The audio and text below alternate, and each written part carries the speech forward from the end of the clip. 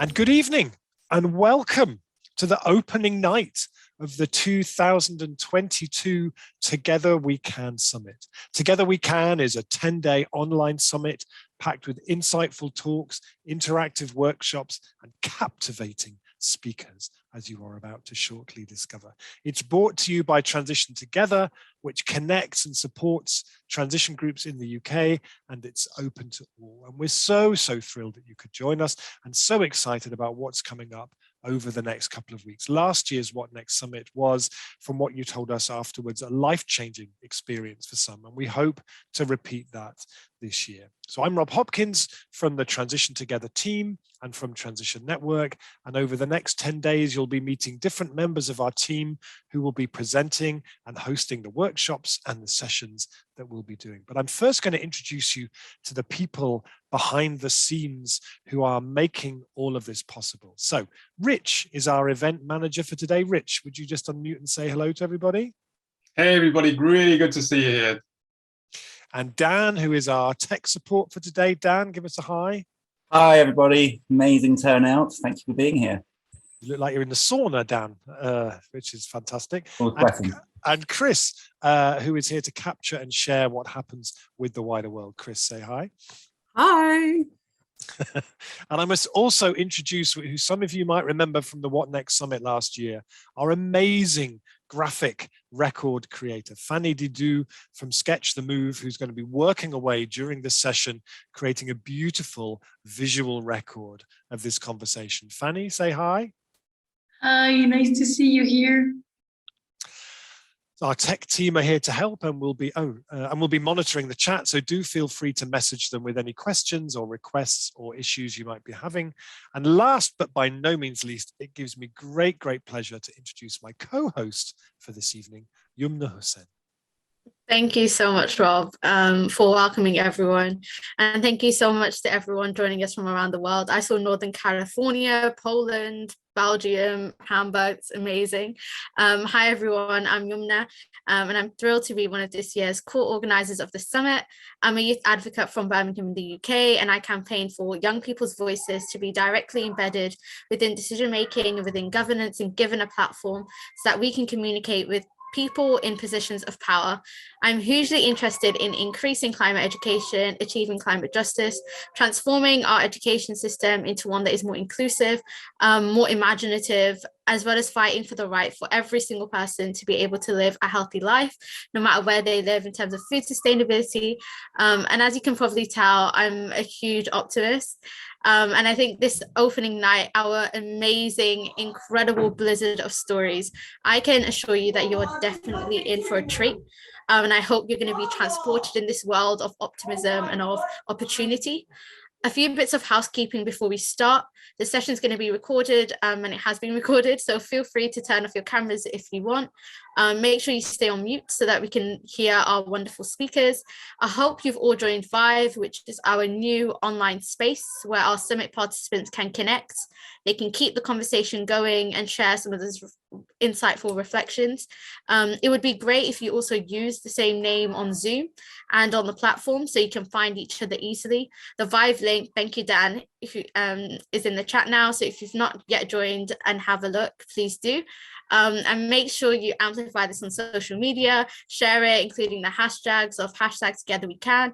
And I'm sure we're going to pop that into the chat for you guys as well. So thank you so much to Rob, and thank you so much to every single person for joining. Rob, handing over to you. And so to the blizzard of stories. What is a blizzard of stories, you might be asking? Well, after the 2 years we've had in a world with the first war in Europe for decades, climate change accelerating, bad news on top of more bad news with a side order of bad news as well. It's hard to keep the candle of possibilities from being extinguished. In reality, of course, there is so much stuff happening in the world, so many amazing citizen-led initiatives, so much amazing work happening at the community scale, but it rarely makes the news, much less the headlines. So tonight, we want to give you just a tiny but inspirational taste of what's happening out there.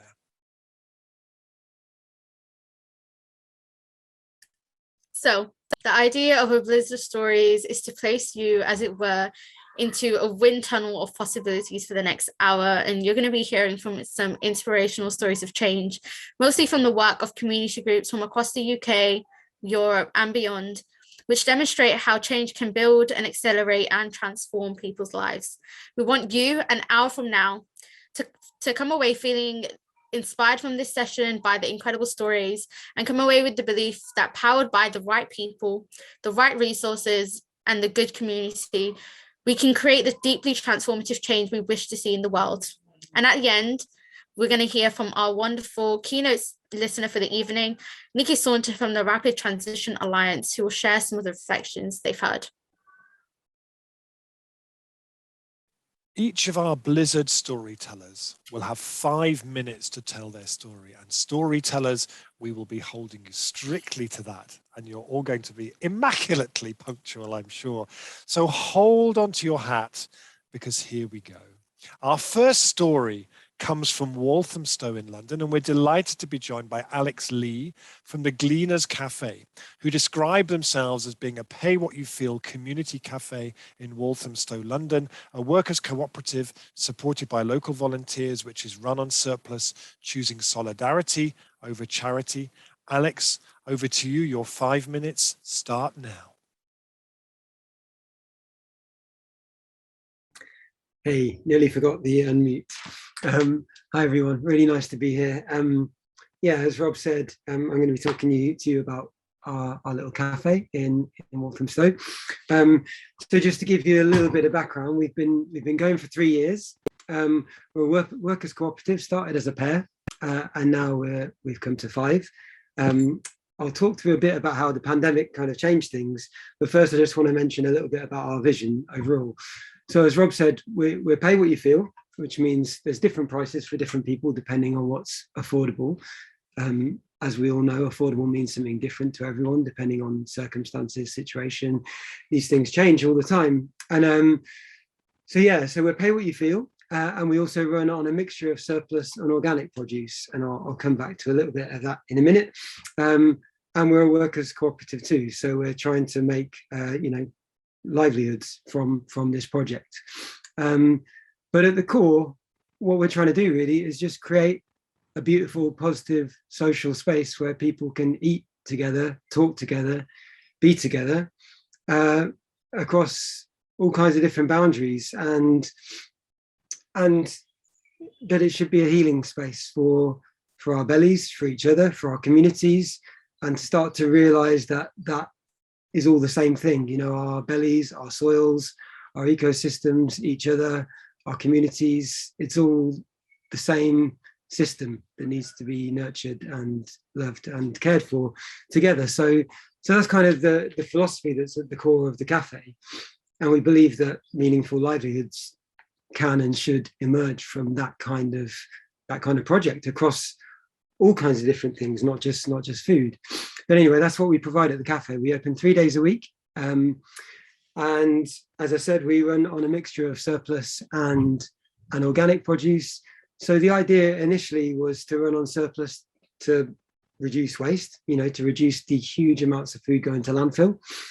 But at the same time, it also keeps costs down. We get this surplus food given to us. We get hold of it through different local, sometimes it's surplus from local shops, sometimes it's from farms, sometimes it's through these different surplus charities who work with supermarkets and bigger wholesalers. Sometimes we work direct with wholesalers. Sometimes it's things past their best before dates, which means very little. The food's still perfectly good.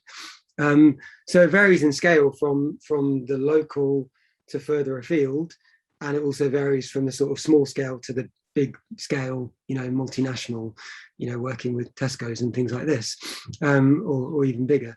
So that helps us to keep our costs down, which allows us to run as pay what you feel. But as I said before, it's not just about that. We want to work with the waste. We want to work with that surplus and rethink ideas of waste, but we also don't want to just be relying on that waste and feeding into that system too much. So we use our purchasing power where we have it to buy organic. So we buy in we use the surplus to inspire us in what we cook. So usually that's our fresh produce. We cook with that and help that to inspire us on what to make. And then we buy in things, dry goods, spices, all this kind of thing, and support regenerative agriculture with the money that we get there. I'll move on from that and talk about some other bits, because I realise I'm running out of time already. But yeah, so over the past couple of years, we've worked with over 100 volunteers. We have volunteers come in to work with us every single day we're open. They cook with us, they serve with us, they gain skills, but we gain skills from them too. It's an exchange always, and it's a wonderful partnership that's been going from the start. We have volunteers with us sort of from all over the world, from every continent on the world, I think, except for Antarctica. And that's been an incredible source of inspiration for us all, and learning about food, about culture, about each other, and sharing. And Alex, you've got 1 minute left. Lovely, thanks, Rob. And so I just wanted to say that all of this exists within a community centre called the Hornbeam Centre, and they're our kind of main collaborators, and they sort of fostered us through this process and supported us to build the cafe in this way. And it kind of emerged out of some initial projects that were happening there, some community lunches, some food waste projects, all this kind of different stuff sort of amalgamated into this vision for a cafe that could be run on its own, financially independent. And so I just want to quickly mention about the pay what you feel food, pay what you feel pricing system. So people, they pay different amounts based on what they can afford. So initially it was that anyone could pay anything, and that worked really well initially. But then the pandemic happened, and we ended up doing an emergency response with free food.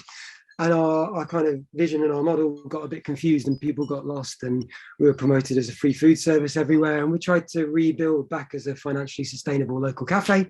So now, just to tell you very quickly, we have a little system where we have 4 different prices for everything based on a star, a circle, a square, or a triangle. People choose their shape and pay according to that shape. And what's so beautiful is that every day we get a pretty even distribution of all of those things. So it's not, some people say to us, is it an alternative to a food bank? No, it's not. It's a shared space for all to be in, no matter who they are, where they're from, and everybody's equally valued. And it's not about the money, but we have to think about that financial structure in order to facilitate that process of inclusivity. So just wanted to share a little bit about that quickly. Thank you, everyone. Thanks.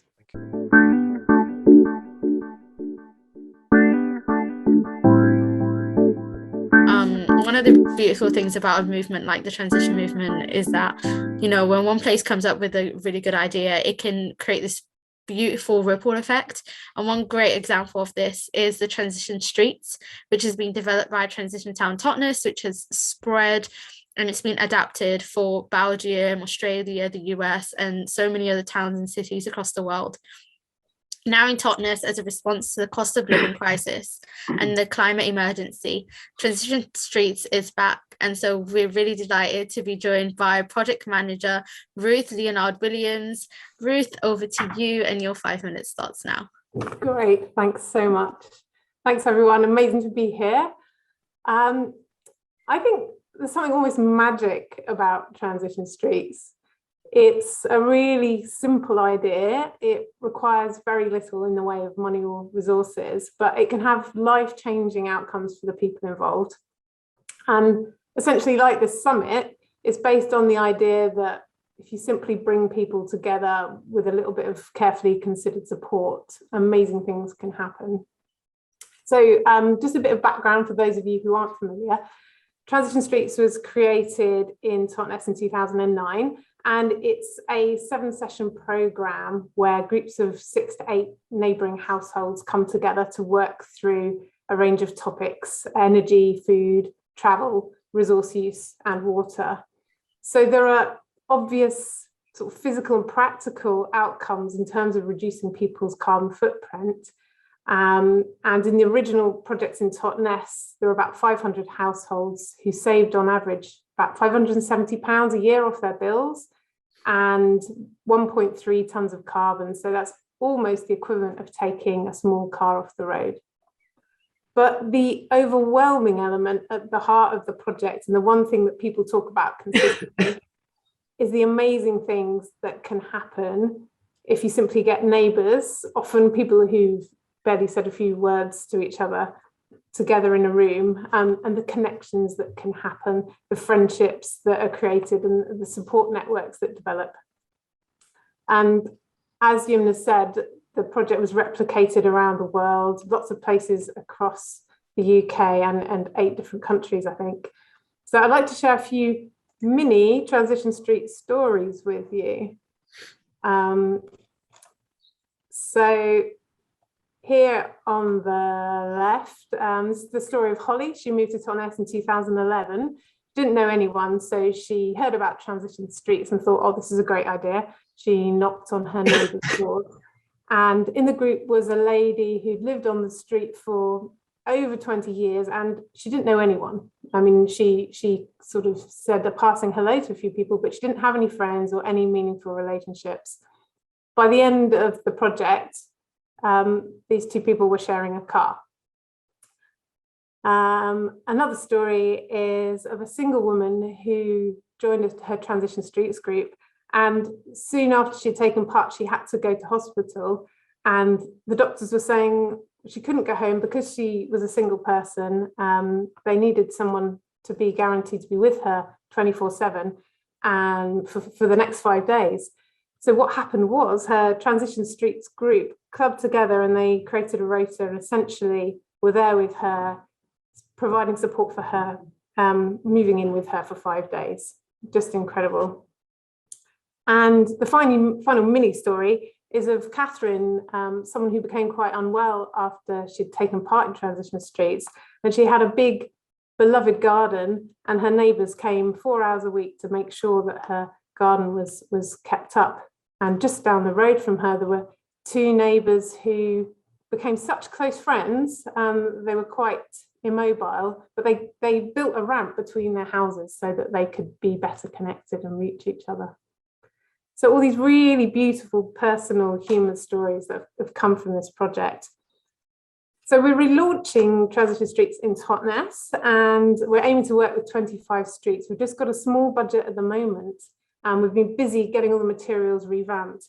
But in the back of our minds, and increasing now, especially seeing you here today, we're starting to think about how can we roll this out? How can we provide these resources and materials and support so that we can support more Transition Streets happening again across the country and hopefully even further afield. Ruth, you've got 1 minute left. Okay, thank you. So in terms of this time round, we're putting a bit less emphasis on individual action and more on collectively, what can streets do together? We're asking questions of the streets. How can we share more? How can we support each other more? How can we connect more and care for each other? How can we make our streets amazing? We're also trying to be actively more inclusive. So we've created a little guide about access and inclusion to make sure that everybody feels welcome and can participate in this project.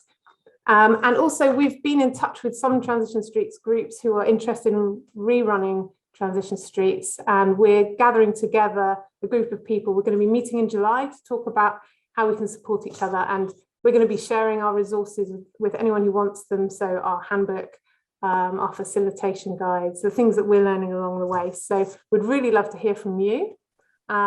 Here are our social media links. Our website is being revamped. So if you go to it now, it'll be the old version, but in a week or so, we're going to have a brand new, shiny, colourful website. So we'd love you to get in touch. We can't provide a huge amount of support at the moment, but hopefully working with Transition Together, we can look at how we can support other groups very soon. So next we're going to head all the way up there to Black Isle in Scotland to hear from Martin sharing about the Highland Good Food conversation and what it's unlocking. So Martin, over to you. Great, thanks very much for that. So I'm going to talk about how we organise an online conference aimed at developing a better food system for the Highlands.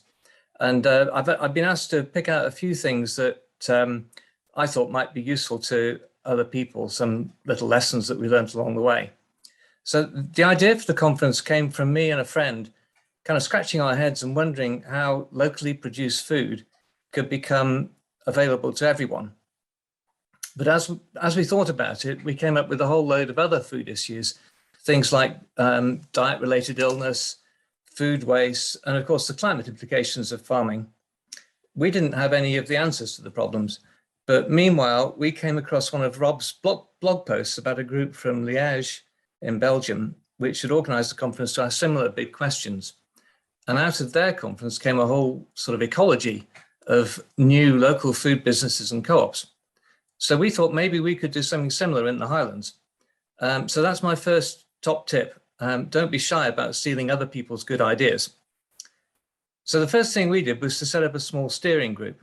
And we ended up with an absolutely fantastic group of people, including a former chair of the Soil Association, a local farmer, a director of a Scottish organic flour business, the head of Highland Council's Climate Change Department, and the chair of Scotland Food and Drink. And as you can imagine, they were absolutely invaluable in bringing their ideas to us and their networks and giving us access to their contacts. So that's my second top tip really is surround yourselves with absolutely the best people you can find. And we originally planned a traditional face-to-face conference over a weekend in Inverness. And then COVID came along and like loads of other people, we hit the pause button. But after a few months of waiting, we began to think maybe we could have an online conference. And the more we thought about that, the more sense it seemed to make for quite a few reasons. Fort William is 2 hours drive from Inverness and Thurso is a bit further in the opposite direction. So a physical conference for people throughout the Highlands would obviously going to make a huge commitment for our audience. So we settled on 5 consecutive Monday afternoons in January and February last year online. And that meant, first of all, because it was spread over 5 weeks, we could tweak each week's program to reflect the previous week's discussions. And also taking geography out of the picture meant that we could bring in guest speakers from anywhere in the UK and even beyond. So actually, we ended up with something that was quite different from the original face-to-face conference idea. And that leads on to my third and final top tip, which is take your time with planning. We took 2 years from the original idea to the conference. And in that time, we changed plans over and over again. But we also made more contacts. We learned from lots of other organizations. So some of the changing around was frustrating, but looking back, it actually made for a better outcome. So I guess the big question is, did it work? Well, the conference was designed to get delegates to agree the action they could take to improve the food system in the Highlands. And between them, they ended up with 11 ideas to take forward, and 9 of those are still live, which is great. In the process, we invented a new word, collaboration, and we discovered a passion and energy to change things. In the years since the conference, we formed the Highland Good Food Partnership, and we've got funding from member staff to support the various project groups. One group, to give you some examples, one group has commissioned research to apply high-tech greenhouse growing techniques at a croft scale. And we now have a crofter about to start a 2-year pilot study of that. We've also got a group, okay, thanks. We've also got a group working with Zero Waste Scotland and the Highland Council on food waste, and we've just taken on a part-time member of staff to support that agenda. We've produced a map of the Highland food system showing local fruit producers, community food growing initiatives, markets, et cetera, so individual groups who want to network can use that to find other groups they can speak to. And we've worked with Highland Council to get them to appoint a community growing officer and also to sign the Glasgow Food and Climate Declaration.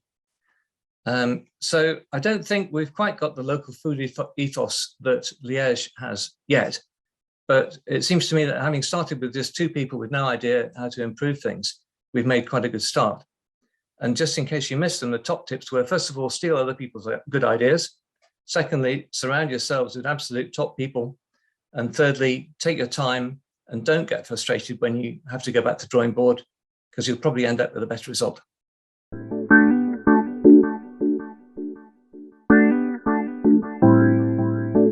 What if one community project inspires another, which inspires another, and we end up seeing impacts we could have barely dreamed of?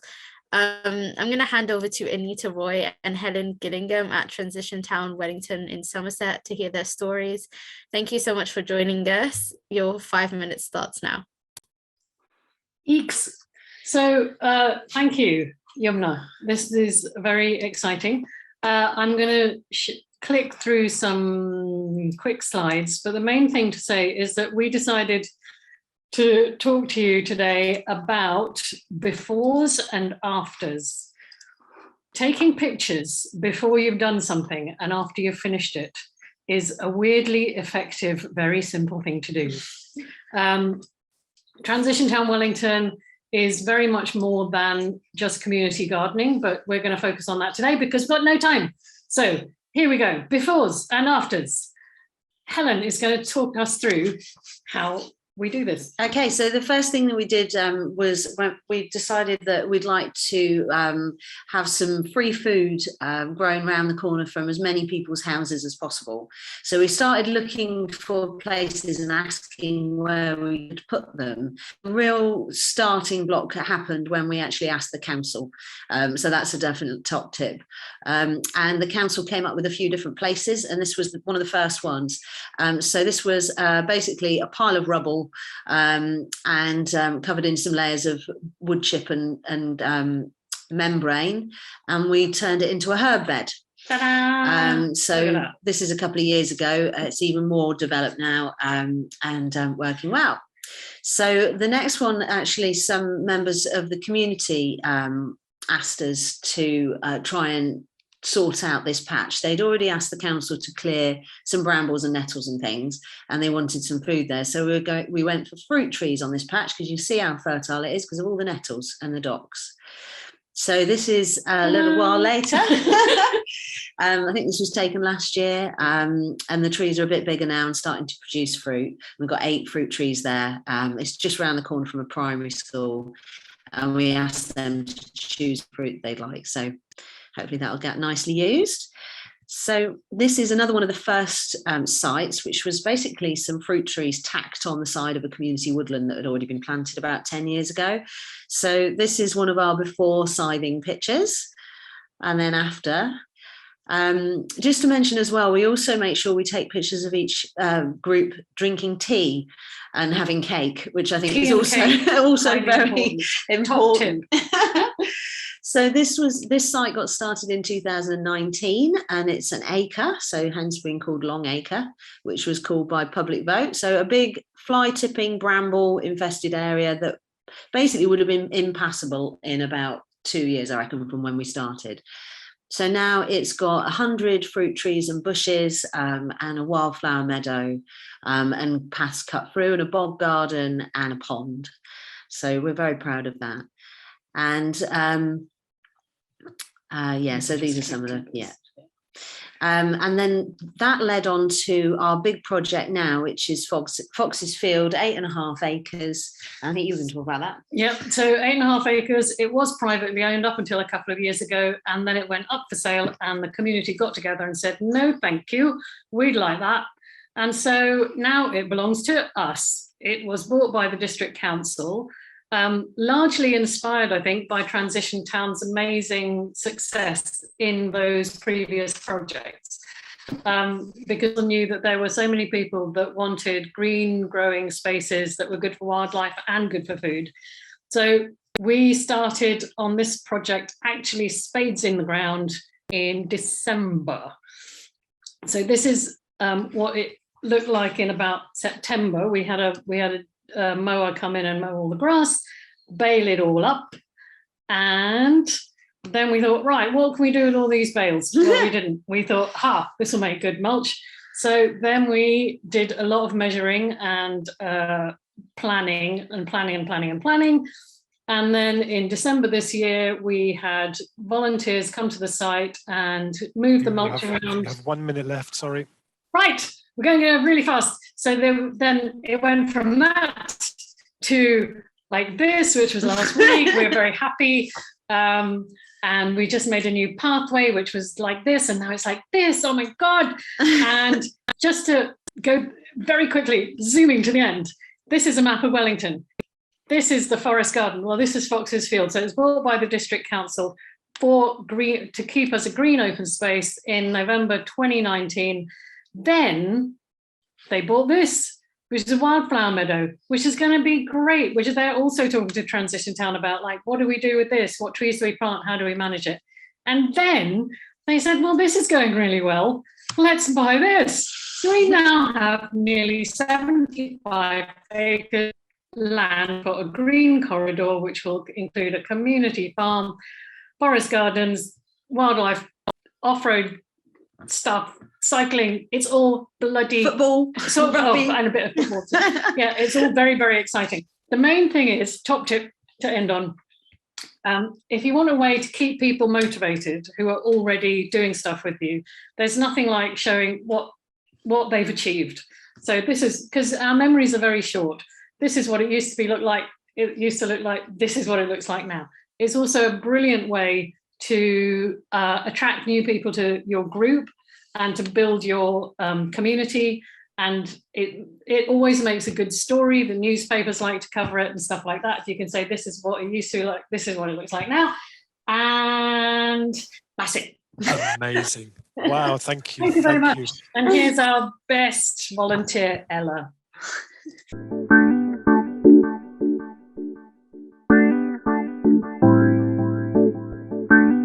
Our next story takes us up there and over a bit to Hull, and we're going to hear from Billy Dasein from East Marsh United, a story we only heard about recently, and we're about as excited as you're going to be once you've heard it. And hopefully once you've heard it, you'll feel inspired to support their work through their crowdfunder, which is still open for investment. Billy, over to you. Hey everybody, this is a story about East Marsh United. Now, we are East Martians, but it's not this one, even if at times some people do relate to us as if it were. No, it's this one.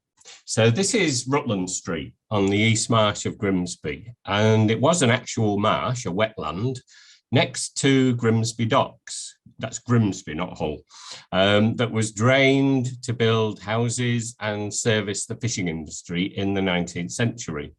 So at this point in 1962, the fishing was in its prime, and that little boy, me, has some adventures ahead. However, the fishing went away in the 70s and the heart just fell out of the East Marsh, and things deteriorated until it came to a head in 2017. And this was across about 2 months in the summer of 2017, in the paper, on the local news and so on. And some of us realised actually that nobody was coming to help. So we decided we'd do it. We literally went out with bin bags and brushes on a Saturday morning and cleaned first one street, then another for a couple of years. And much more importantly, we sat together for 2 hours every Thursday evening, working out what was wrong and how we could change it. So you will all know the problems caused directly by poverty. They're well known to you all. So it's poor education, poor healthcare, filthy streets, houses with often inhuman living conditions, and a lack of agency and a lack of hope. So scrolling forward 5 years, these are some of our solutions. So we've got, on the one hand, community engagement. On the other hand, bigger projects to do with community infrastructure.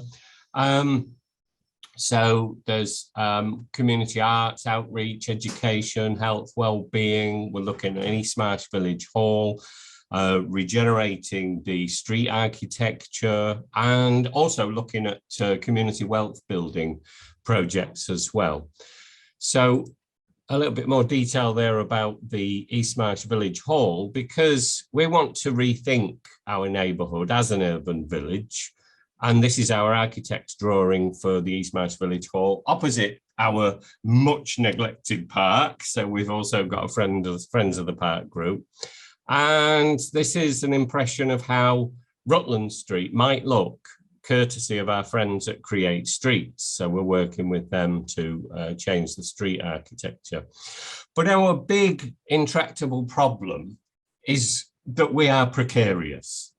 We've got these plans, born of experience. We've got fantastic and supportive people, our team, volunteers, friends, partners.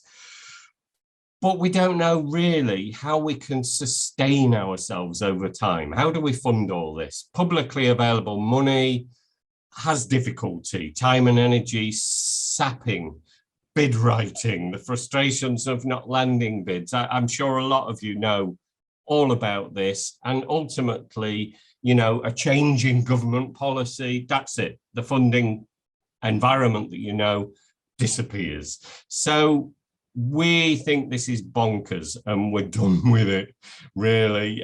So we want to find an independent and sustainable revenue stream, which brings us to our, thank you, which brings us to our currently open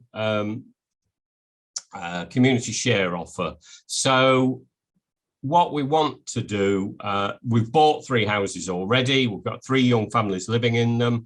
If we reach our target, we've actually got 19 days left, and it's just gone up by 3 grand as well, which is fantastic. So we keep pushing. This will get us 10 more houses.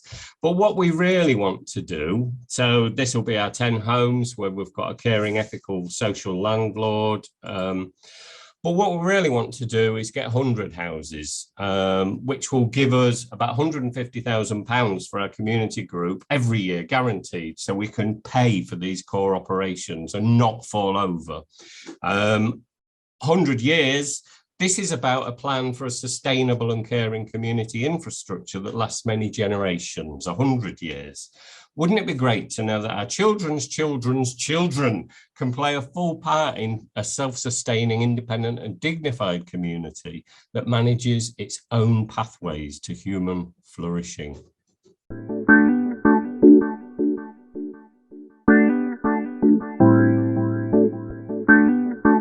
We're nipping back to London to hear from Debbie Bourne at Transition Kentish Town, who's going to tell us a bit more about the Think and Do project.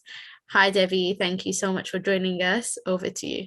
Hey everyone, Debbie, Transition Kentish Town, we're in Camden.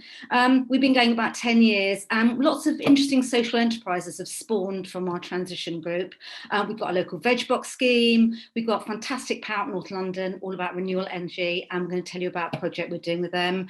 And 2 years ago, the council called us in, all the different community groups in the area, and launched something called Think and Do. They gave us a pop-up shop in the middle of Kentish Town. It was open for 6 weeks, all kinds of climate action projects, tons of fun was had. There were dinosaurs, Rob came down, and all the different community groups in the area decided we rather liked it. So we kept it going. We turned Think and Do into a social enterprise. First slide, please, Rich. And so I've got 4 slides to show you. And before I do, I just want to tell you there's 2 tips in the last 10 years that we've really picked up we'd like to pass on. Any project or any group, anything you're doing, create an ecosystem of all the different groups out there. We're working really closely with Refugee Community Kitchen, with lots of different groups. And the other tip is go to the community. Don't expect the community to come to you. So after our pop-up shop sort of closed down, I mean, we can't all be lucky enough to have a shop in the high street. We thought, what other community assets out there? What other places could we turn into community hubs? And we turned our attention to underused tenants' resident halls. Now, every one of you watching this tonight will be having lots and lots of tenant resident halls wherever you are. And I guarantee half of them are underused, they're not open. Hey, open them up, turn them into vibrant hubs of community. So we did a pop-up for 2 weeks in Somerstown, which is a really deprived area in Camden. It's about 65% Bengali. And you know what? It's turned out so well, we've kept it going. Our pop-up is now open once a week. We've got money from the council to run it. And it's run by a great group of people. All kinds of meals are served, so much fun is had, food waste, energy saving. Next slide, please. Another project, rewilding Camden. We're really passionate about rewilding our borough. Now, it's downtown Camden, we've got Parliament Hill, but you know, there's not much green space. So in one of our pop-ups, this guy came and said, you know what? I dream of setting up a Camden forest. Let's plant 2025 trees in our borough by 2025. So we've set up lots of giveaways with lots of different groups. We've got local businesses to finance. We give out bare root tree rips, and on the left there you can see all kinds of people coming together, give out trees. And the wonderful thing about this project is it's a winter project. It's a great way of getting people outdoors when there's nothing else going on. And then we realized, yeah, it's all very well giving out trees, but what about people living on estates that haven't got gardens? So we persuaded the council to change their plans and let us get people grow trees in pots on their walkways and estates.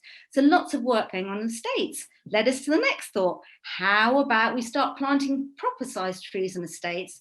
We got funding from a local business and we decided to call the project Community Trees. I hope you're all going to love that one as much as collaboration. Community Trees. So what this is about is we've planted trees in 2 estates, we've piloted it, but the best thing about this project is we've got funding from a local business to pay for a teenager living on the estate to look after the trees. This speaks to the circular economy. Why bring contractors in from out of town to water our trees when we've got great bloody teenagers living on our estates who can look after them? There's a picture of Musa there, who's our teenager in one estate, and Sandia, who's watering trees. They're getting paid £22 a week. How fab is that? We're going to roll this out to 7 more states this next season. Next slide, please.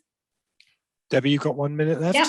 And here we go. We're passionate about young future change makers. Big festival coming up next week. We've got 90 kids coming from schools all across the borough. You know, let the teenagers lead the way with climate action. Happy to talk to any of you about this, how you do it where you are. Last slide, please.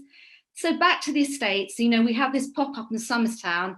And then when it was on the news last week about, you know, energy prices going up 40% in the autumn, we're like, what can we do about it? A lot of the residents have said to us, you know, we'd love LED bulbs, we can't afford them. So we asked ourselves a question with Power Up North London, one of our groups in our ecosystem.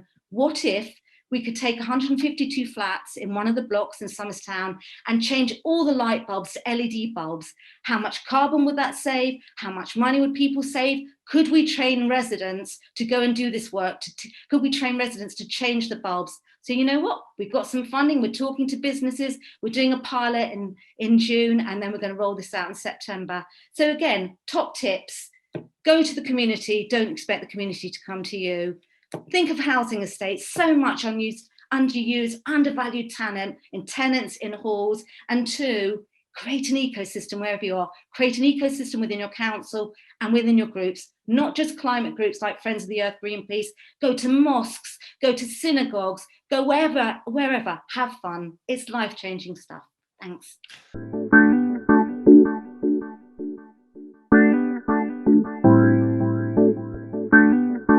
So we are now going to go to the other side of the world, to Castlemaine in Australia, to hear from Jodie Newcomb from the Castlemaine Currency Project, a beautiful, playful local currency project inspired by local currency projects started by several transition groups here. Sadly, it is right now about 3:30 a.m. in Australia, and thrilled though Jodie was to be invited to take part of this session, everyone has their limits, frankly. So instead, she has sent us a video, which we're going to roll now. Hi, I'm Jodie Newcomb and I'm a director at the Castlemaine Institute in Castlemaine, Central Victoria. And I'm here to talk to you about the Castlemaine Currency Project. I'd like to start by acknowledging that I am on the lands of the Judgerong people, Jara country, and I pay my respects to their elders past, present and emerging. The coin itself is taking a lot from Indigenous wisdom and knowledge, and that is present here at the back where you see the silver wattle imprinted. The silver wattle is called Wararak in the Judgerong language, and it has been gifted to us by our elders for our climate emergency response, the Wararak initiatives. And so the Castlemaine Currency Project is a Wararak initiative, and it's how we're looking at creating a healthy and resilient economy into the future. These coins are made of clay and they make an absolutely beautiful sound when they're clinked together. We have the denomination of a 1 silver wattle and a denomination of a 5 silver wattle. The 5 is worth $50 and the 1 is worth 10. Now, this is actually an art project, so we're not proposing that we're going to literally make an economy out of clay coins, although we could. Why not? And people have responded beautifully to this. We opened it at an exhibition in town on the Saturday just past. We've made $10,000 of these coins, and we've sold about half of them, and people are really excited about them. Unfortunately, people are collecting them, which is actually not what we want from our monetary system. We want these to be circulating a lot and people not to hoard. But we've had a huge amount of media interest, and we're so excited that you picked us up because you guys inspired us. So the Totnes Pound and the presentation that Rob made at our Local Lives Global Matters conference via Zoom in 2016 was the first inspiration I had for, oh my gosh, local currencies, what a cool idea, I want to do this. And then when I saw Rob appear in the Tomorrow film, it was another hint that this needed to happen. So we got together a group of us, and that included artist Anne Ferguson, who's a ceramicist, and artist Dale Cox, who's a visual artist. And the two of them made these beautiful coins, and they actually have the local terracotta wash in them. And we think about these coins as an absolute reversal of the current monetary system, which is very top-down, very intangible, and it has this sort of sovereign head on the back. Here we're talking about the true source of our wealth, which is the ground beneath our feet, the ecology in which we're embedded, and it actually, is made of the earth from this place and is very respectful of our traditional custodians. And so it's a provocation more than anything, and the exhibition itself is really an education about what is the economy. What if we thought about our economy like an ecology? How would we think about our relationships differently? In an ecology, we have reciprocal relationships, we have a sense of responsibility, we have a sense of stewardship, all things which are missing from our monetary system at the moment. But it's an art project, but it's actually intended to have that true conversation. So tomorrow night we'll be talking about, should we have a local currency for real? We'll be inviting our local council head of economy and culture to talk to us, along with our advisory panel of economists, and be pursuing this for real. And we'd really like to continue the conversation with all of you who are doing similar things in the UK and around the world, to think about what would work here. And I'm very excited about the possibility of a local currency, and I'm very excited about how a local currency might actually drive all of the climate initiatives that we have created in this Wawarak Initiative's vision for a zero net emissions future, a future where we're adapted to climate change, and a future where culture leads our transition. And that's it. Thank you so much for inviting us on. I look forward to seeing what other people say, and thank you for inviting us into your community. Here is a final look at the coins from a place where gold used to come out of the ground. The gold fields, the gold rush of Australia was based here, and now we are redefining wealth with clay coins.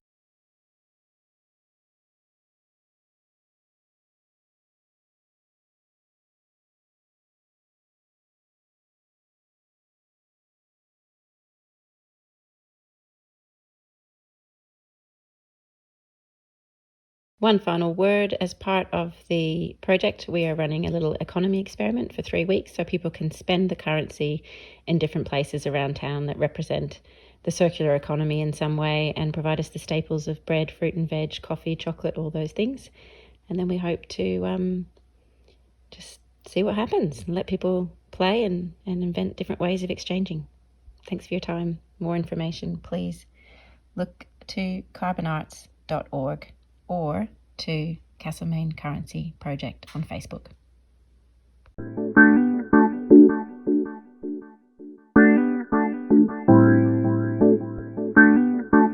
For our next story, we head to Wiltshire to hear from Rich Hitz from the Transition Marlborough over there in Wiltshire. Welcome, Rich, and over to you. Thank you so much. You can hear me, and I hope can see me and the slides. So a quick Blizzard story from us, and let's see if I can do this in 5 minutes. So we were formed in September 2011 and also managed to persuade the council to become a transition council. It was all around the basis of running on empty and inspired by Rob and Transition Totnes. And I think the biggest future shock looking back on this now is that Rob hasn't changed at all. This is a shot I took from a few days ago. So there you go. So in Transition Marlborough, we've been together. We've been doing this for over 10 years. We've run all sorts of projects. We have been doing the big stuff with from the 70 people that first came to our first meeting. We've got involved with many things, but of course, and I'd like to just say that this talk is inspired by Millie Carmichael, the previous chair of Transition Marlborough, and she's out there in front of what is now the community fridge in Marlborough. We've done a lot of things and moved towards a real permaculture base and trying to make a change and difference to the environment. But now we're driving this through our community fridge project, which I think is really important. Our message, our Blizzard message for you is it's all about knitting, weaving, and seed sowing, whether it be physical seeds or seeds in people's minds for ideas. This is some of our stuff that we've done in the past. We had we've span out a community energy group. We have put bike racks in the town, cycle routes. We did transition streets. We got people buying bulk food from Suma and then distributing it, so cutting down on transport. But now we've moved towards supporting our local zero waste shop where you just buy what you need. And these community shops, this one is owned, but they are really important. And I would strongly ask everyone to try and support. If you have one, Guildford has one, for example, try and support them as well. But as I said, we got into permaculture, and some of our rather head-on campaigning with Wiltshire and with councils took a bit of a back seat. And we've now built from our permaculture group, which I would, and Millie calls our magnetic center, which holds everything together. We've trained many, many people on our courses and inspired allotment holders. When I was a town councillor, we got the allotment waiting list to 0. It's now back up at 30 because of a lot of what we've done. And it's driven the community fridge. And as I say, is now our core principle. So let's try and knit and weave and explain some of this very quickly. So we drive relationships now. We try and link people together. We make things happen. And with talking to the town council during COVID, we got the community fridge going. From our work with taking over Town in an Orchard, where people have been planting trees in fruit trees in Marlborough, we've gone a long way to improve biodiversity.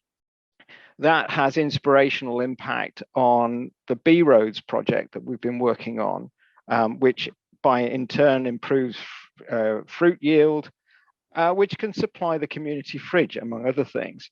But this has then inspired gardening and growing growers to actually help. And the villages surrounding us have been inspired through B Roads to produce rain gardens, which the supermarkets have taken. Rich. Yeah, River Kennet has then done a lot more with us. So ARC has then tried to do things with us. So we get this circular events that really make things happen. There are lots of pictures, which I'm sure the slides will show later, about how we've done these things and the rain gardens that we've produced from this. And a quick plug, if you've got fruit trees, record their flowering state at Fruit Watch. And I'd just like to say thank you so much for allowing us to talk about this community fridge, which is in Waitrose car park, and making a big difference to our town with lots of growing space now outside it. And if you'd like to hear more, then please contact me. Thank you very much.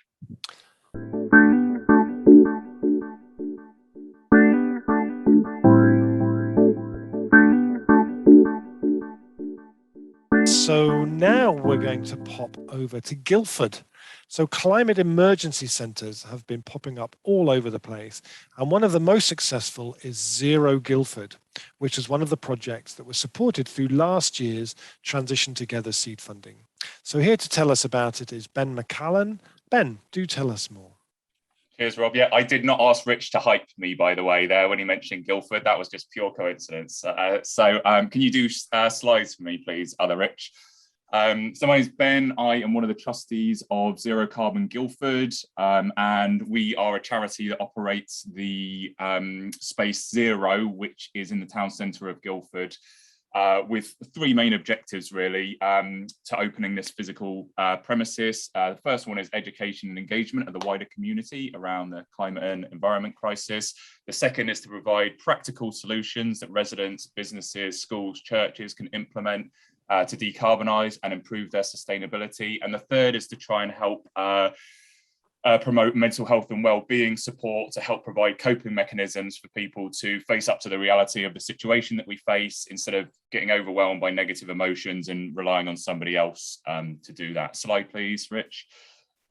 So we're a really new charity. We started these conversations early in lockdown around May, June.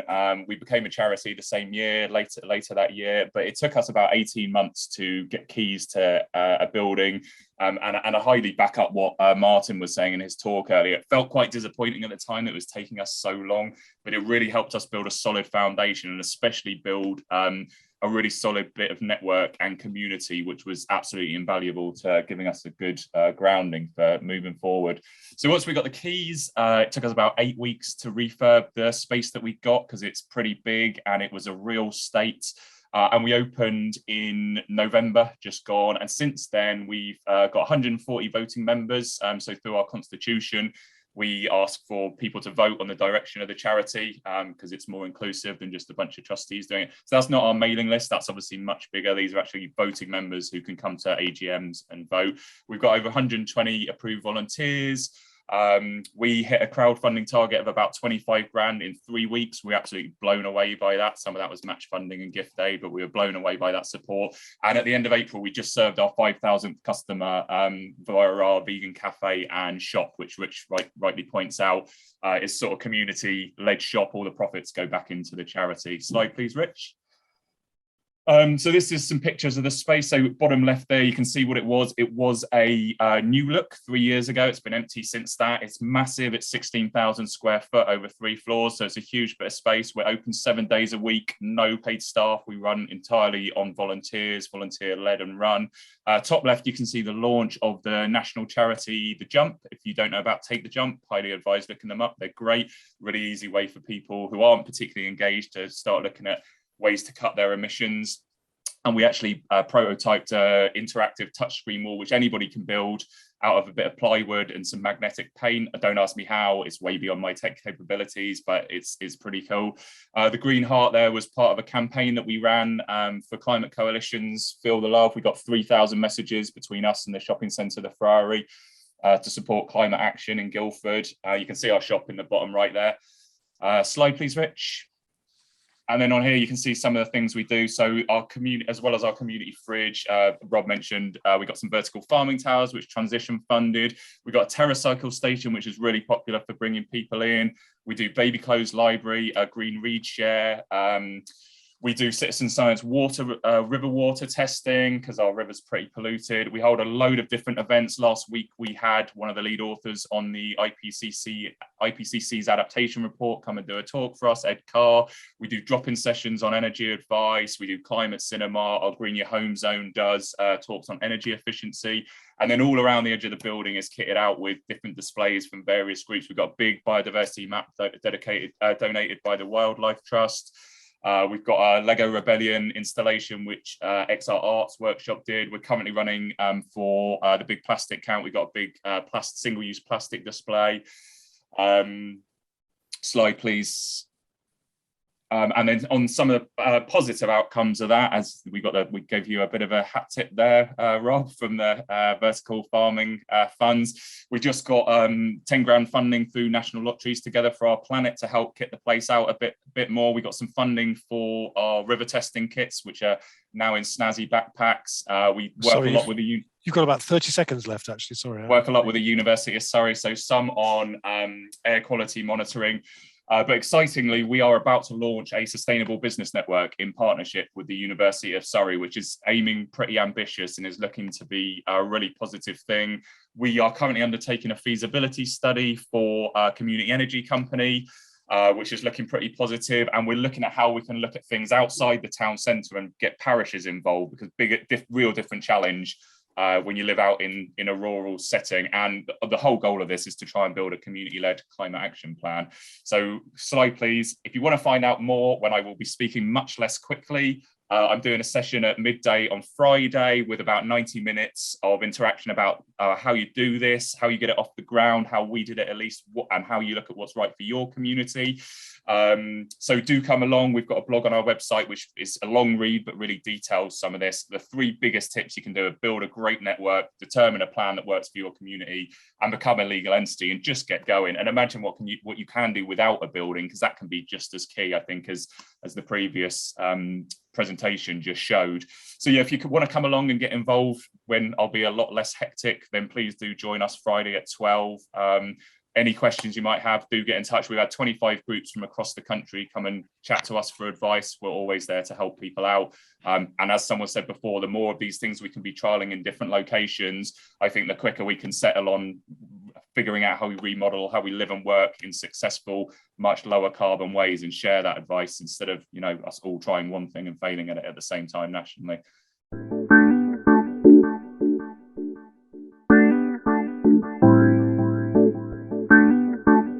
We're off to Wales, to Fishguard, to be precise. Transition Brogan have a great story to share about the power of community investment. I think Ben sort of touched on that as well, and what it can unlock when combined with renewable energy. We're joined by Tom Latter to tell us more. Tom, your 5 minutes starts now. Thank you very much. Yes, hi everyone. I'm Tom Latter, and I'm grateful to the organisers to have this opportunity to tell you the story about our community wind turbine and the Climate Fund. We started our renewables energy group quite early on because we are near the coast, as you will see shortly, and we wanted to return money into the community from this generation of energy, and we also felt there was an opportunity to create a fund and for local projects. And so eventually, if you go to the next, please. Thanks. You will see we are close to the coast, and the Renewables Energy Group had initially thought of tidal project, and we did start on that, but that proved quite hard going. So wind was the next obvious candidate. And if you are on Google Earth at some point and you zoom in close just to the southeast of Fishguard, you can actually see the turbine. Next, please. We started planning the project in 2011 as a 50-50 joint venture with the landowner, and the turbine selected was an Endurance 225 kilowatt, commissioned eventually August 2015.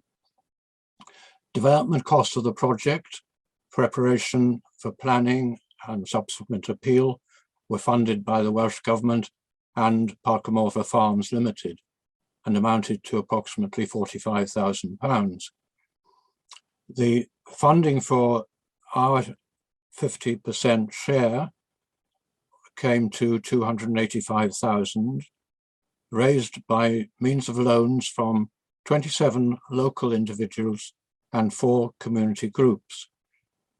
We are on target to repay all the loans by February of next year, in spite of having a 6-month breakdown in 2018. That was obviously quite a challenge.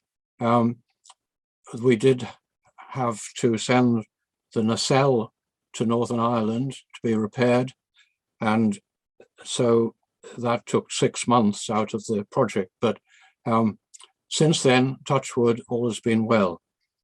Next, please.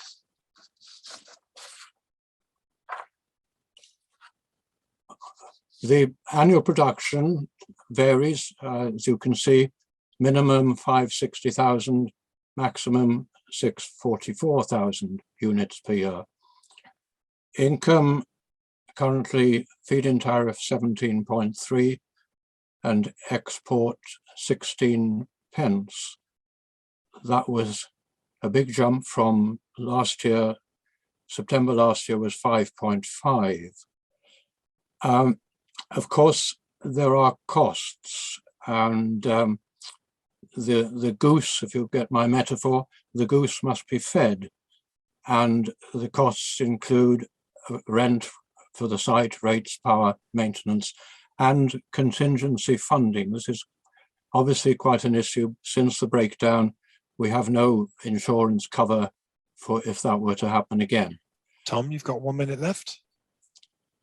Sorry, Rob? You've got 1 minute left, Tom. Okay. The Community Climate Fund pilot was launched last autumn with the aim of, quote, getting more people to do practical activities to address climate and nature crises. If you go to the next slide, please. And 7 projects supported when we assessed them recently. The polytunnel for local primary school, wilding a corner of a playing field in the secondary school, equipment for solar-powered irrigation for a new market garden business, solar panels at the local football club, a saving pollinators event at a community garden, a series of practical courses on regenerative growing, promoting bicycle use instead of cars by training bike buddies, and that thereafter, next year and possibly later this year, we anticipate another round, and annually hope to have funding of £40,000-ish available, as well as saving up for another turbine. And I'm not joking, that's a real plan at the moment. I'll stop there. Thanks. Thank you, Tom. Thank you, Tom. It's so inspiring the way groups can find ways to support their work going forward. And we've heard a couple of examples of that. It's fantastic. Thank you so much, Tom. Okay.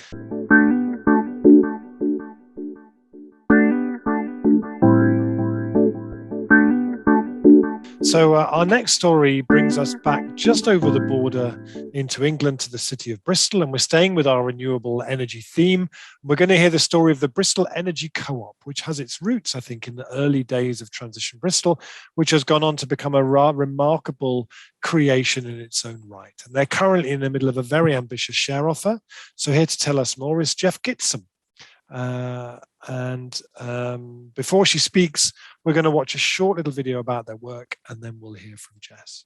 It's easy to think that all your power comes from a long way away, whereas in actual fact, if we are going to go net zero, we need to be producing it everywhere, and you can do that in cities.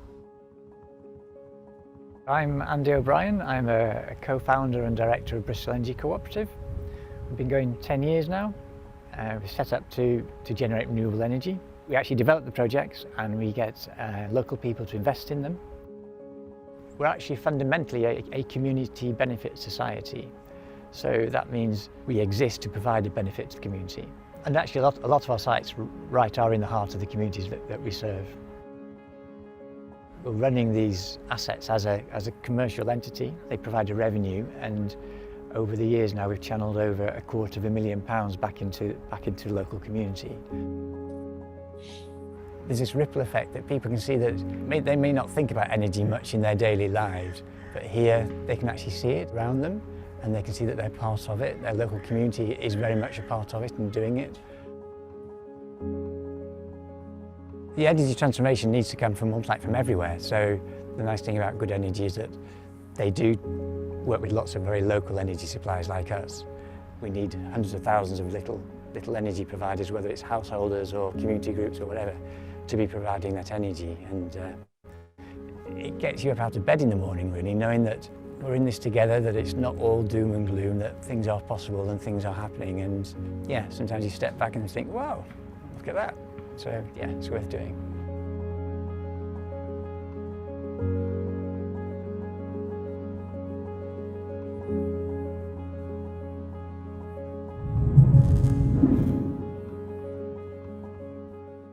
I know that was a Good Energy video, which seems a bit strange, but partly shows that we're all doing everything on a shoestring. So you've got to use those external partners. And also because I thought Andy had some amazing points in there that we could all take in terms of what gets you out of bed in the morning, and all working on your parts creates a bigger picture. So I want to expand it just a little bit further and provide you with some thoughts that might inspire you to consider some involvement in this brilliant and highly topical sector. So Bristol Energy Co-op is one of over 450 community energy groups working in the UK right now. And some work more on energy efficiency or advice, whereas we work more on the energy generation side of things. So yeah, we were set up just over 10 years ago. We've installed over 16 projects that are helping to decarbonise the grid. So there's 13 rooftop solar projects, there's 2 solar farms, there's battery storage projects. We're working on a hydroelectric project in Bristol at the moment, and we've got some really exciting microgrid schemes on new build housing. So what makes us different to a standard renewable energy installer is that community-focused approach. And I think there's 3 main prongs I kind of want to expand here. One is how the projects are funded. So it's with the help of the community.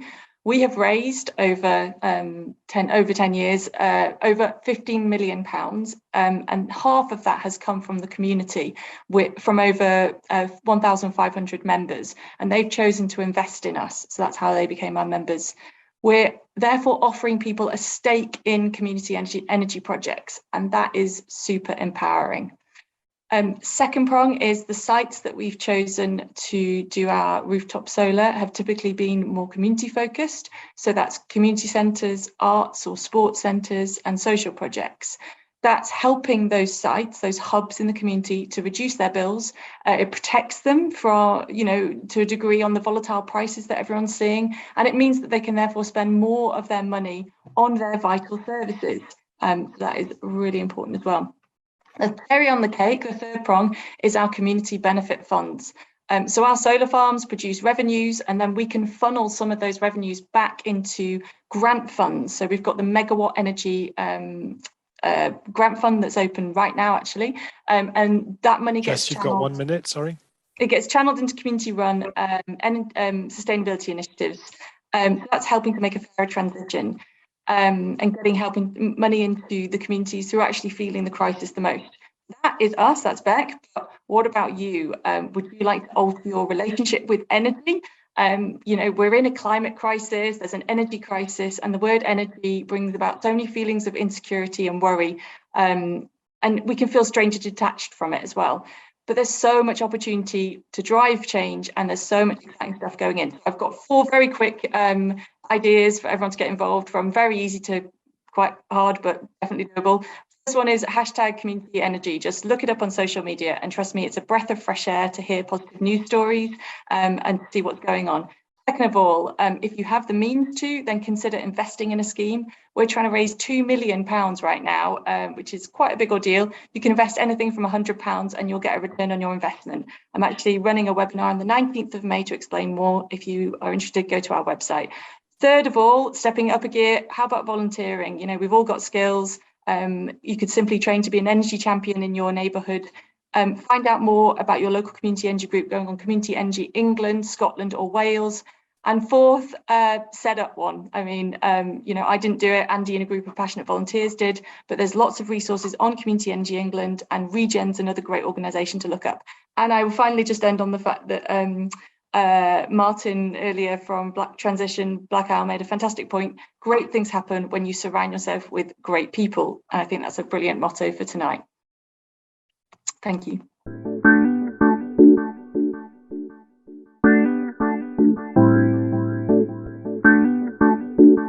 And our last story, which I'm really quite sad about, takes us way over there to the city of Grenoble in France, all the way in France. What would it be like to live in a city which was run by an administration who are fired up by transition ideas, who understand the climate emergency, and who are responding with imagination, creativity, and urgency? That's exactly what's happening in Grenoble, and to tell us more about it is Maud, who works for the municipality over there. Maud, over to you. You're taking over for the next 5 minutes. Thank you so much for joining us. So hi everybody, and thank you, Rob, for the invitation. Maybe Richard, I don't know if you can yes, put the presentations. Okay, perfect. So my name is Maud Wadlek. I am a Grenoble City Councillor in charge of Cities in Transition Network. I am here with a colleague, Vincent Christo, from Grenoble in France. So regarding Grenoble, next slide, please, Richard. Regarding Grenoble, a little bit of context. We are a group of citizens and political movements, ecologist party, animalist party, and left-wing parties that have been elected in 2014 and re-elected in 2020. And due to the time and power, we have been able to implement different changes in the city. And we are going to share with you 5 of them. So firstly, we can go to the next slide, I think. Yes, the one after even. So firstly, the Flaubert, this one is perfect. Thank you very much, Richard. Firstly, the Flaubert Eco District. We have built 39 private housing and 56 social housing with the city natural resources, which mean wood from our mountains, because Grenoble is a very mountainous city, and enabling important passive energy level, leading to heating cost reduction. So this is one of our projects. Another one, it's on the next slide, I think. Yes, thank you. Another project is thermal retrofit that we have been making for schooling. 52 classrooms have been renovated, leading to an energy consumption divided by 2, better ventilation. But yes, it was firstly thermal retrofit, and we took advantage of the renovation to set accessibility for disabled people as well. The third project, I will go quite quickly, is it's kids squares that have mainly been vegetalized. We also removed the waterproofing because the ground was not able to receive the water from the rain, so we removed the waterproofing. And yes, mainly vegetalized the public spaces and also kids squares. Then on the next slide, we will be able to see a graphs and some points, because we have that explains that the municipal canteens are transitioning to vegetarian meals. We have done that. Why? For 2 main reasons. Firstly, because of inclusive goals. We wanted all the communities to be able to eat as they wanted in our municipal canteens, and also for ecological matters, because as we can see with the graph, non-vegetarian meal have a carbon footprint that is 3 times more important than vegetarian meal, and also for the animal condition and animal matters that we are very attentive to. Maud, you have 1 minute left, Maud. Perfect. Final slide to finish. We invite you at Grenoble Biennale Cities in Transition that Rob knows very well because he was there at a previous edition. It's an event where we share our best practices and it will take place in 2023. And also in December 2022, we have an event called the 48 Hours for an Inclusive Transition.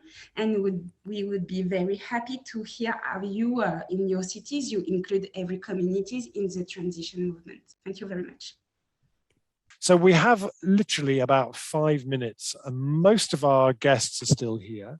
So if you have a question that you wanted to ask a particular one of our blizzardiers, as we might call them, then do raise your hand. Down at the bottom of the screen, you have your reactions button, the smiley face with the little cross. If you click on that, then there's a bar at the bottom that says raise hand. So we're probably only going to have time for 2 or 3. If you could keep it a really concise question, something you didn't understand, something you'd like more information on, then do raise your hand, and we will try to get some answers to those things. Joe from Crystal Palace, unmute your microphone and ask your question. Yeah, thanks. Really impressed with so much of what I've heard. The project that accessed all those acres of land, the community orchard and the large pieces of community growing, and it mentioned that it was bought by the council. Obviously, I was just curious, how did that happen in a few sentences? Like, was it lobbying towards councillors, or was it some sort of mechanism that was used?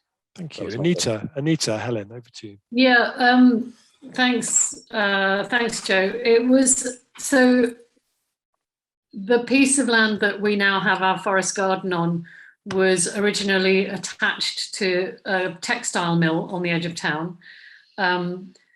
That land was privately owned by the people who used to own the textile mill. And when they put it up for sale for potential development, the community got together, spearheaded by one woman in a wheelchair, in a mobility scooter with her 3 dogs, and said, not on my watch. And there was a petition, an online petition initially, that led to us getting it registered as an asset of community value, which put a temporary halt on the sale. And that then became an application to make it a town green, at which point the district council got very agitated and also enthused and also prodded and also pressurized and also incentivized to buy that in order to keep it a green open space for the community. They didn't know what to do with it and didn't particularly want to do anything with it. They just wanted to protect it from being, because I think so many people were saying, this is what we want. And that's when Transition Town proposed the forest garden, and we got involved like that. So that's kind of, thank you. We're in the mix of it, but we're not the owners. I just want to clarify, sorry. When I said we now own this, I meant we the people, not we Transition Town or me personally. Thank you. Amazing, amazing. And before we go to Alexandra, one very quick question, which Ben, I think you could answer probably very succinctly, is what is the Lego Rebellion? I was just trying to find a link. So basically, one of the guys who runs XR Art Studio spent a lot of time and money creating a lot of XR protest scenes out of Lego. I'll post a stop motion video we made of it. It's about to go on tour. So if you've got a space and you want it, we've had it for about 5 months. They're going off tour in the UK. So if you want it, drop me an email and I can set you up. But yeah, it's great fun. It's a great way to bring kids into the building. Beautiful. Linda has shared the link, the Facebook link in the chat there. Gorgeous. Rob and Ben. Alexandra, over to you. What's your question? Hello there. The question I've got is for, I don't know your surname, Richard Summit Team. A mention was made of a sustainable business network in collaboration with a local university. And I would be very, very interested in maybe hearing a bit more, or if it's something to do with the economy for a common good, getting in touch with you for. That was me again. Yeah, so we're in pre-launch phase of that at the moment. We've got someone looking to start in full-time employment in it from August. So the way that universities often work is their HIFE NEIC funding relies on transferring academia into being useful to the public. Obviously, otherwise it's just, you know, people working in our case on a hill and just being in a bubble. So they get a lot of funding by making that work useful to the community. So for us, it's a knowledge exchange platform. We get businesses together to cut emissions and improve sustainability. And all of the events we run across the year will be an academic come down from the university to talk about their subject. So it's a knowledge exchange platform, basically. And for us, it's about decarbonising and reducing the 25 to 30% of our area's emissions that come from businesses. So official launch in August. We're in the pre-launch phase at the moment. If you come on Friday to this session, I'm really plugging you guys here. If you come Friday 12 p.m. To the summit session, I will be chatting a bit more about that with one of the academics who we do all the air pollution stuff from at the uni. So you can chat a bit more about it then. Fantastic, thank you. John and Maya, I think we probably don't have, our time is out. I wonder maybe if you could put it in the chat and we can respond to it in the chat. Is that okay? Because we'd like to go on to Nikki. So Nikki has been, oh sorry, Yumna, over to you. This is your bit. We're going to hear from Nikki, who's been capturing all our insights. She's our keynote listener from Rapid Transition Alliance. Thank you so much for joining us. We're going to hear your reflections and what exactly is it that needs to happen in order for all our wonderful ideas that we've been talking about to rapidly become the new normal. What lessons can history teach us about how that happens? Nikki, over to you. Hi, thanks very much for asking me along. And I think my first immediate reaction is just, wow, the power of story, eh? The Rapid Transition Alliance, the group I work for, is a network of networks and of organisations working towards a sustainable future. And this network is Transition Network is a member, and we're delighted to work with them. We're really working on what we call evidence-based hope. That's our sort of concept, putting together stories of what is actually possible, what is replicable, and what is scalable. And listening to everybody today, I think actually we know what to do already. The interesting thing about what people do when they are faced with difficulties and problems is they normally get together, collaborate. What was that great word? Collaboration. Collaborate, make up their own words, make up how to do things, and come up with fantastic ideas. And then those ideas spread. And that's the beauty and the power of a network like this. So I think I'm not going to give you ideas of things to do. I think you have the ideas already. And I think some of those are really worth reflecting back to you, because they're, I'll show you my notes. These are my notes. So my notes are reflect in a way the enthusiasm and the variety of ideas that have come through. But I think there's a few key things that are important and really are key in examples that you see throughout history of systemic change and also in whether it's local, regional, national, or international change. One of the key things I think is to remember young people. I think Yumna said that right at the beginning, and her enthusiasm came over. And you don't have to be a certain age to make change. You know, ideas come from all sorts of different parts within our society. But of course, young people have energy. They haven't seen it before. They're bringing something new always. And so I think it's vital that young people play a bigger role in systems and in all of our boards and companies and organizations and community groups and councils and et cetera, et cetera. I think one of the key images that came across for me from several of your examples was the idea of, somebody put it as weaving and knitting and weaving. And I think that's vital, the idea that the ideas, people, concepts, structures, systems, putting those together, weaving them intricately together, using a bit of kindness, collaboration and thoughtfulness is really what you're all doing. And the projects that are successful are the ones that really do that. And I think some phrases that leapt out to me were go to the community. I think that one got a good response from everybody, you know, sitting and wondering why nobody likes your idea when you haven't actually gone out and asked people to join in. One more minute, Nikki. Great, it's perhaps one of those things.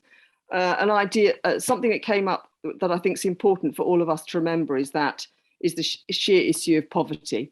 So that the issue of poverty and how really big change needs to happen sometimes in order for people even to be able to join in with projects, to have the time, the energy and the resources to join in, and how much hope you can stimulate when you manage to do that successfully. Doing things in groups, streets came up again and again, which I think is fantastic. And my favorite idea actually was, I think right at the beginning, somebody said the idea of healing our bellies with good food. So I leave you with that one at the end. Oh, I must put something else in actually. One last thing is in our conversation when we went into breakout groups, I had a great chat with Ali from St Andrews University. And he said, don't forget the admin, all the admin and the risk, the back work that's going on, the hard grind that is going on in the background behind all these fantastic pictures. It's really important to remember the people who do all that stuff, because without it, our lives would be much more difficult. So have some, big them up, make them cake. Beautiful. Thank you, Nikki. So one of the things that I love about being part of this summit is when Fanny is here and does her drawings capturing the event. So Fanny, over to you to share your visual record of this evening, and do share your screen so we can see what you created and the process by which it was created. Fanny, over to you. Thank you, Rob. Oh, I'm leaving this session full of hope. It has been wonderful to discover all these amazing citizen-led initiatives. In 2 hours, we have been traveling in all UK, had a stop to France, traveled to the other side of the world to Australia. We listened stories about people connecting, weaving with each others in order to make their dream possible. All fully convinced that we can move towards more fair and sustainable worlds. So congratulations to all, and I see you tomorrow for next session. And thank you, Nikki. Also, I love your sketch notes. Beautiful, beautiful. Thank you so much. So we will put Fanny's picture on the Vive platform, and it'll be included in the video of this session as well, and on all our social media channels. And she will be joining us again for quite a few of the events as we go through. So Yumna, I'm going to hand over to you to draw our evening to a close. So sad. I thought we have to draw our evening to a close, but it's only the beginning. This is just one session. You got a glimpse of the incredible things that we have planned, the amazing content, all the workshops, all the inspiration that you're going to get. So it's probably good to pace ourselves. A few thanks before we close. Thank you to each and every single one of you for coming to this session today. To Rob, thank you so much for being my incredible co-host. I have the privilege to say that I co-facilitated this session with Rob Hopkins. Wow. The National Lottery for their support, to the entire Transition Together team, and every single person working behind